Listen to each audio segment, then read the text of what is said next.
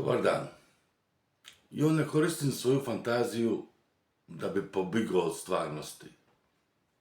Ja je koristim da je stvorim. Bog me ni stvori da slijedim. Stvori me da vodim. I uvjeren sam da je jedna osoba, ako ne prediko, nego živije istinu, more srušiti cijeli sustav. Zidi ki su zidani oko mene polako se rušu.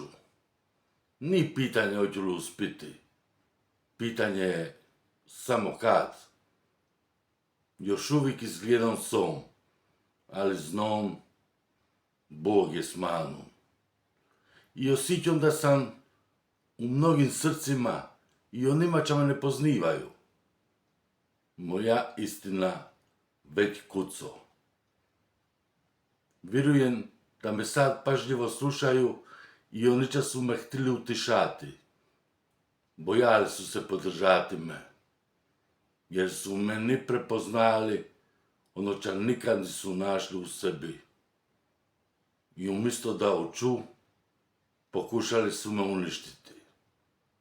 Rugali su mi se, smijali su mi se i boriti će se protiv mene. Ali svaki njihov pokušaj da ugasu moje svitlo samo poli novu vatru u meni. A svaki njihov udarac me kuje i postajem sve čvršći.